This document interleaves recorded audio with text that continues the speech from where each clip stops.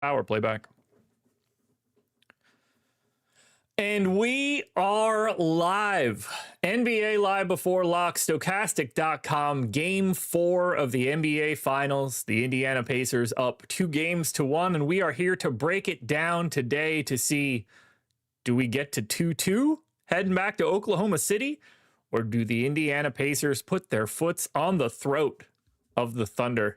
It's time to find out. Hit the like button, subscribe to the channel, hit the notification bell so you know when everything goes live. Follow me on Twitter. I'm Josh Engelman. In case I didn't say that, follow me at Josh Engelman. What's good, folks? We got some ball to talk. Projections are up on the site right now. We are patiently waiting for starting lineups. And by starting lineups, I mean one starting lineup. I don't assume there's going to be a change, but if there is, it could come from the Thunder side. If it comes from the Pacers side, that would be quite shocking. So chat, what's going on? Let's talk about it. I'm diving right in. I've got lineups run right now, but clearly we'll rerun once we get this official one. SGA on the captain side, about 25% owned. Then you get two more OKC guys. That's going to be Chet. Oh, there we go. We got it. And they are going double bigs.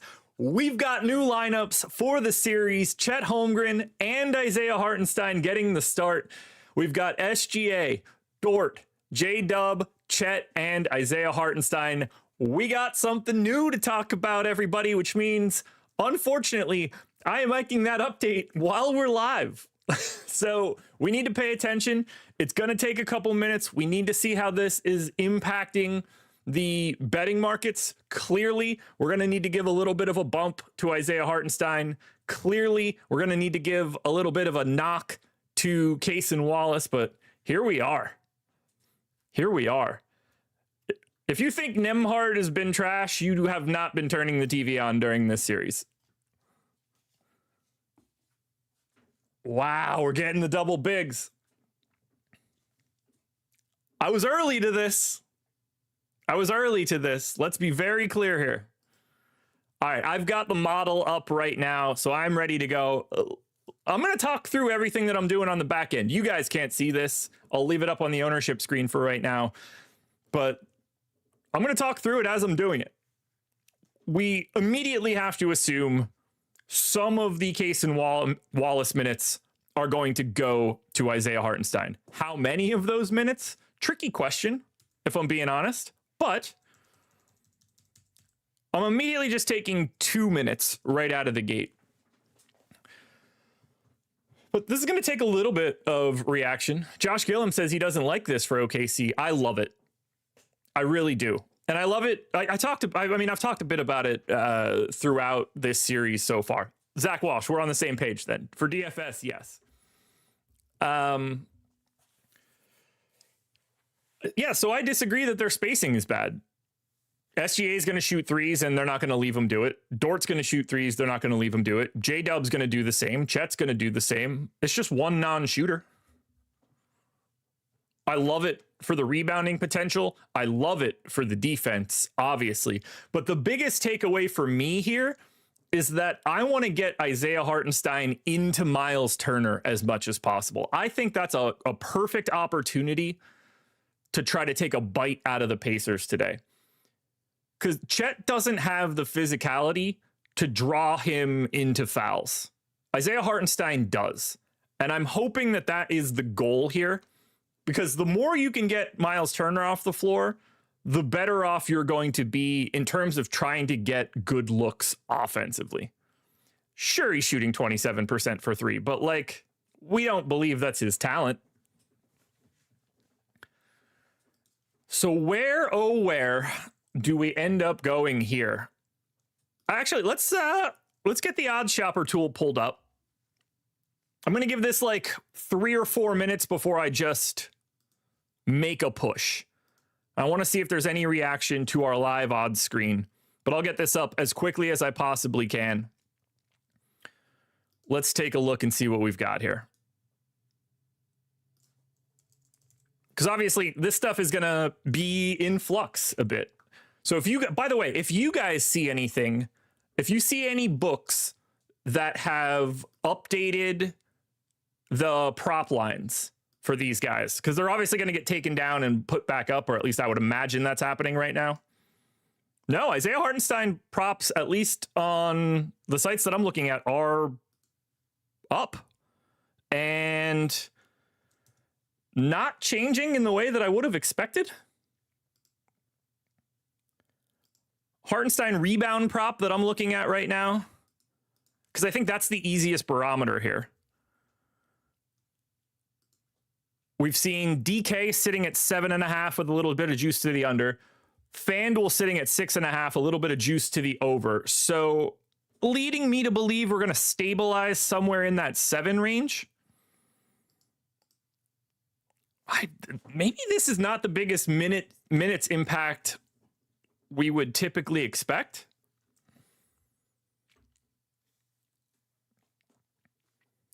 I would have anticipated a slightly bigger swing here, but we're not even really seeing Isaiah Hartenstein's points prop move all that much. Let's take a look at the points prop and the history of this line so far.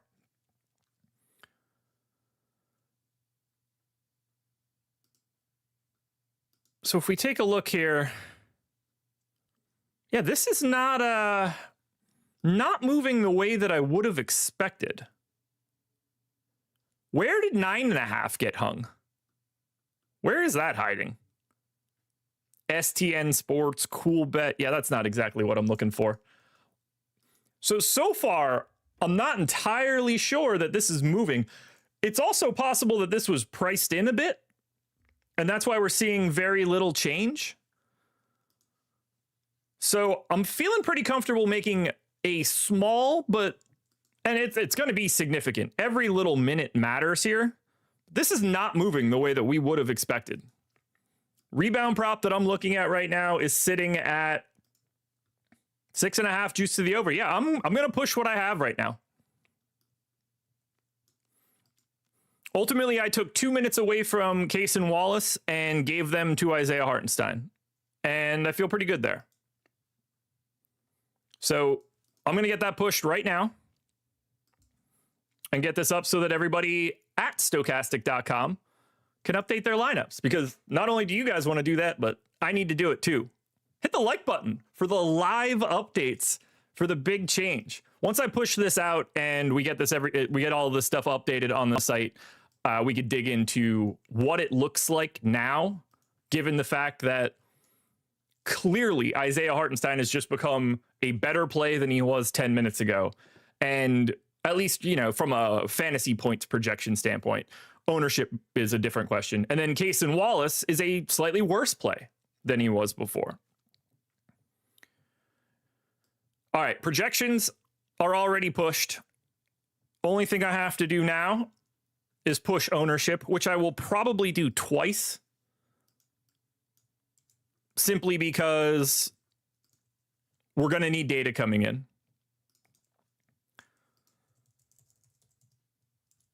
But it's really hard to not like this. Could he be a trap? I don't think so.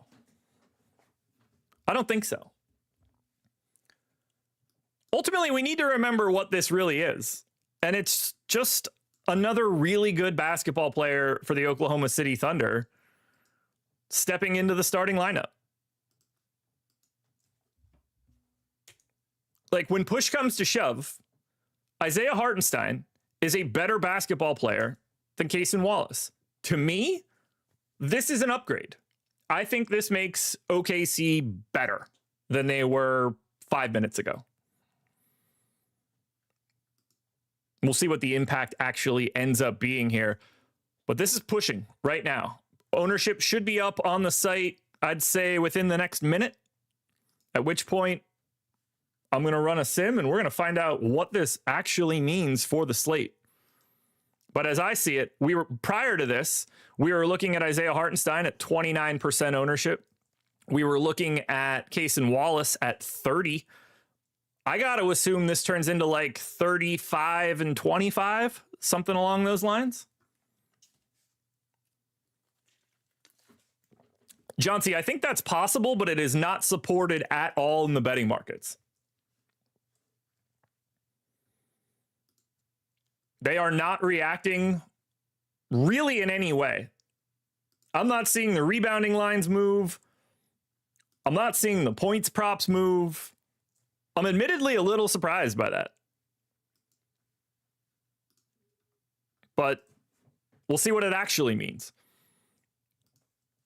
All right, ownership is up on the site for anybody that is looking to run it. We have sims ready to go. I am going to refresh the screen that you guys see, because this is going to have our updated ownership on it, at least for right now. 44 seconds ago. Honestly, slightly marginal, but we saw Isaiah Hartenstein jump up to 40% ownership overall. Cason Wallace down to 25. I basically talked that one into the exact numbers that we're seeing. So let's talk about it now, because we have Isaiah Hartenstein at 4,800 as the most owned value option of the day. Defining value as just like not the expensive dudes. So I like it. I think the floor is really high. One thing they don't really have to care too much about foul trouble. Pacers not exactly that kind of team either, until Mathurin gets on the floor at least. I like this value because I think that rebounds should come pretty naturally for him. That he should own the paint. And offensively, I like him on the roll. I'm really interested to see the defensive matchups that the Pacers do here. But I really like this for Oklahoma City. I've been calling for more of the double big lineups since prior to the start. They're doing it today. I guess I'm putting a lot on the line here personally. So let's run a sim and see what it looks like. Hit that like button if you haven't done it yet. We have 18 minutes to go until we get to lock. Don't forget, we're live on Playback right now, playback.tv/Stokastic. If you guys want to watch the game along with us after this show, we would love to have you. I have 20 VIP passes to hand out. So if you don't have League Pass, you can't link an account, I can get you there if you need it. Is Hartenstein viable at captain? I mean, he's not viable at captain. Probably wouldn't be my first choice, but 6% right now, that's you could easily have him. But I really, really, really like this change. So let's get these sims running. Let's find out what we're actually getting. All right. Lineups are getting simmed. Let me export our projections. Now, prior to this, I had some pretty big stands. SGA in basically everything. I do expect him to rebound. I've bet some of his overs today. Oddly enough, I have more TJ McConnell than I would have ever wanted to have, but that is happening. Charlie Lipschitz, yes. Here's the FanDuel ownership. That's on the screen right now for everybody while I export all of my stuff. So I had a lot of McConnell. I had a bunch of Ben Shepherd. My second biggest fade was actually Cason Wallace, which I find pretty interesting now because I don't know what the impact will be. Does his ownership coming down end up allowing me to get to him? I really don't know. All right. So I can.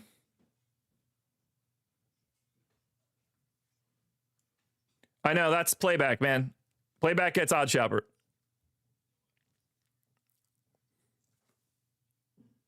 You're good. News God in my ear, ladies and gentlemen. The voice of God in my ear.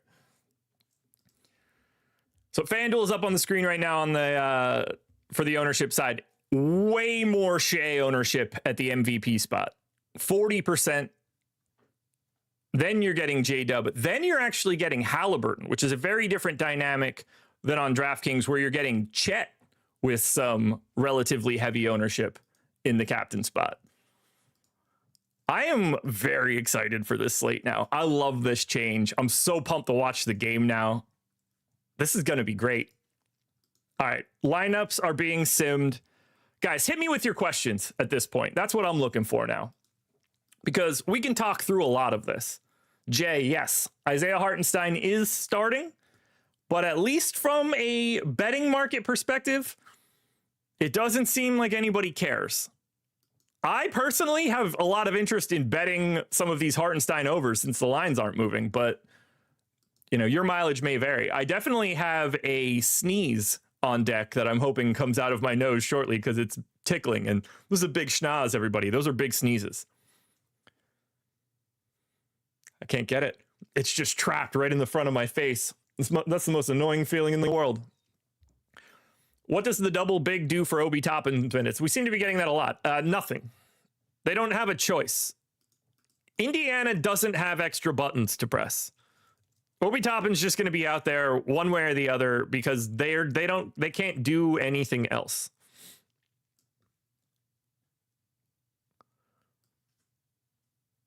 So that is just gonna be the case for these guys. All right, I got my lineups finished and exported. Let's see what this is putting me on for right now. Giant Aaron Nesmith fade. Vince, I'll hit that in a second.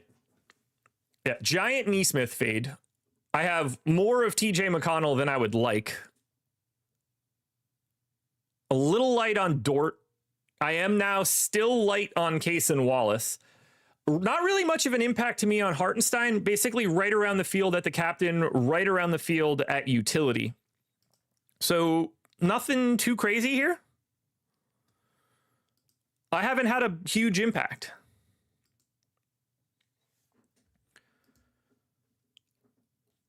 Live before lock, guys. I haven't asked you guys this yet. We have 13 minutes to go, but I want to get the answer. I'm going to put the poll up now. I'm going to talk some smack last time we did this. I want to know who wins. Poll is live. Who wins this game? What are we going to get tonight? Right now, I am just getting all things SGA in the captain spot. I am getting... I'm going to say this out loud, and I know what everybody's going to be thinking, but I'm going to be honest with you guys. My second most exposed captain right now is TJ McConnell. I couldn't hate that more. Truly, I couldn't hate it more. I really don't like that in any way, but it's where I am right now. TJ McConnell is my second biggest stand of the day behind Shai Gilgeous-Alexander. So if you're ever curious about my takes here, I will rely on the data, because if you've been watching Live Before Lock throughout this series, I haven't exactly been painting TJ McConnell in a great light, but today is Team TJ McConnell. Perfect time to get him after the outlier giant 5-steal day. How many lineups do I have Chet and Hartenstein? That's a good question. I don't know, but I can look very quickly. Oh, perfect. I was hoping that I would find a spot where their names were in two places that I could copy very quickly, and I did. So of my 150, I have 15% of my lineups, 23 of 150, have both Chet and Hartenstein. 60% have at least one. 25% don't have either of them. Big top dog. It's not weird that he doesn't play over 20 minutes. He doesn't play over 20 minutes because he's TJ McConnell. And I mean that in like a couple different ways. But if TJ McConnell's playing more than 20 minutes, it's probably not going well. But right now, he is my second most exposed captain. Do as I say, not as I do. Don't follow me down that path. Please don't follow me down that path. I don't think it's a great path. I am a little over the field on J-Dub overall. I'm very happy about that. I bet some of his points overs as well. He hasn't been able to make a damn thing in this series, and he's too good to just have that happen for the whole time. I'm hoping that today is a bit of that coming out party, and that he can provide that secondary creation that that I am desperately looking for. Poll, 71% OKC, 29% Indiana. I see that. I think that makes a lot of sense. I'm going to take one last look at the points mark or the prop market just to see if any of this has moved any more. But it truly feels like it hasn't. Cason Wallace points prop is sitting at 5.5. I am probably a hair too high there, but Hartenstein just never moved, which I find curious.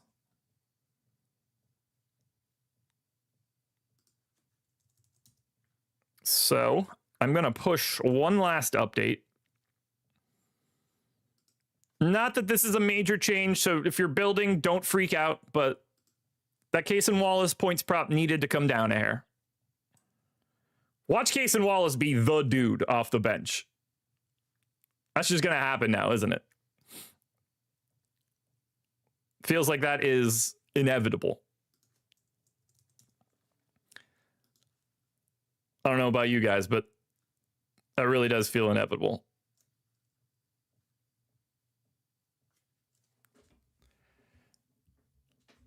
I'm honestly a little surprised that you guys were 70-30 to OKC. This felt like a 50-50 game to chat. I don't mean that negatively. It just feels like Indy is destined to be an answer to these questions. Yeah, of course. OKC is, of course, the better team. But that doesn't matter when you're trying to win a series, I guess. I know people don't like saying something like that, but it's true. 8 minutes to go, folks. This is fun. I'm going to run one more once this posts. But what we have in there is very good. I am using it as my placeholder right now. Whether I rerun or not, I don't care too much. I am putting the 150 lineups that I have run right now in. So don't stress. It's not an issue. Let me get these uploaded because yesterday I registered for baseball. Guess how many lineups I entered? 1. Guess how many I actually updated? The answer there would be 0. Played the dummy lineup, and it was an extra special dummy lineup because I'm a dummy. No love for Mathurin tonight. I mean, I do and I don't. In terms of getting to him, I'm dead neutral. He's 30% owned. I have 30% of him. He's certainly going to get his shots.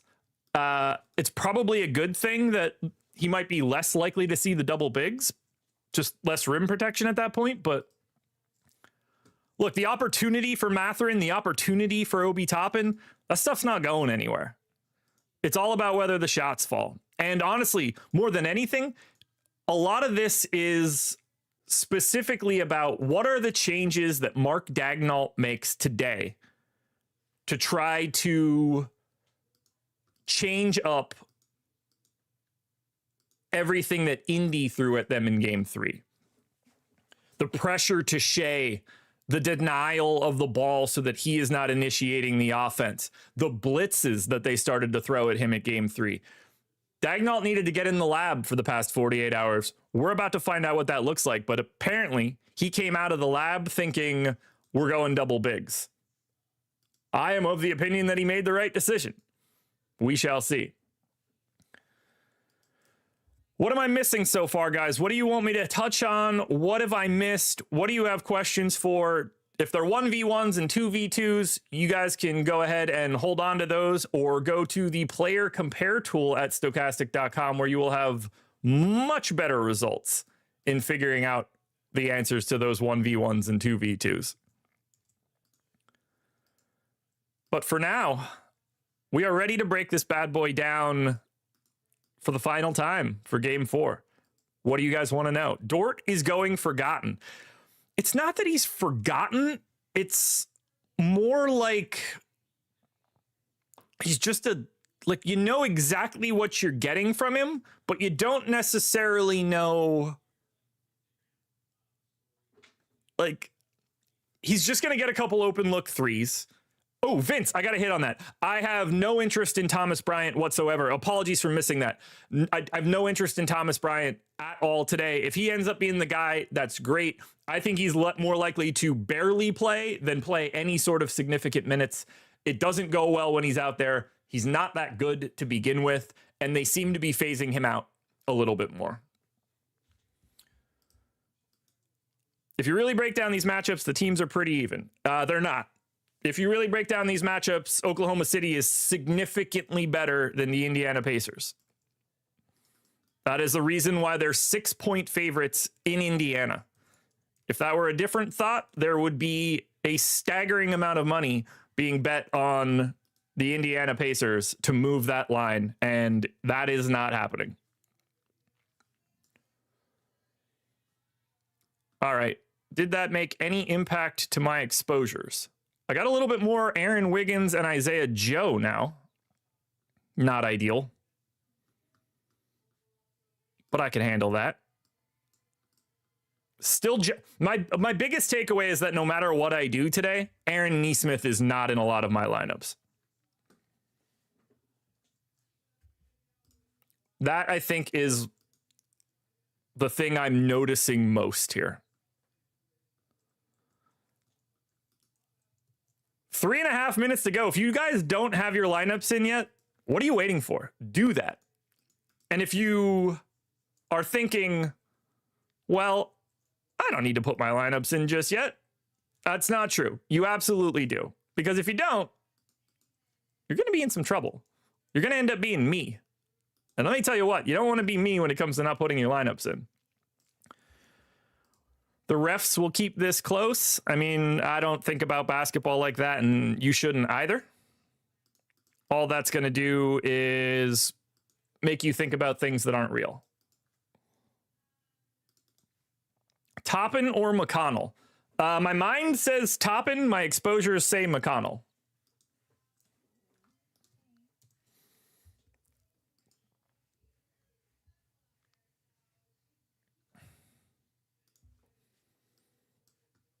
I just realized that I was barely sharing the ownership screen. I don't know how that scrolled down, but that must have been very annoying. My apologies. My apologies. All right, final stands. I'm just going to hit you with it. Biggest fades: Nesmith, Wallace, Isaiah Hartenstein, Tyrese Halliburton, and Andrew Nembhard. My biggest stands: SGA, Aaron Wiggins, Isaiah Joe, TJ McConnell, and J-Dub. What else we got here? I mean, I'm hoping that this is an exceptional game. I lean that it looks a lot like game 2. Pacers punched the Thunder in the mouth in the game before that. OKC recovers, and we see the talent divide in the recovery. That is my expectation. Who knows? What I really want today is an ultra competitive game. I want to watch this one down to the end with, on the edge of my seat, wondering, are the Indiana Pacers going to be one game away from winning the NBA Finals? My expectation, Thunder by 12, something like that. Jake, hammered Pacers money line. Honestly, I would have waited on that. I feel like you'll get a better Pacers money line in the first 6 minutes of the game. Case and Wallace captain, yeah, that's a deep dive that I probably wouldn't want. If Case and Wallace ends up being the optimal captain today, touche to the world. I will say this: randomly, he's in one of my 150. Final numbers on my Chet Isaiah Hartenstein double lineups: 14%. 30 seconds to go. The final reminder is here. Game 4 right now. Playback.tv/Stokastic. We're going to be there watching the game the whole time. I got nowhere to be other than calling the action for you guys.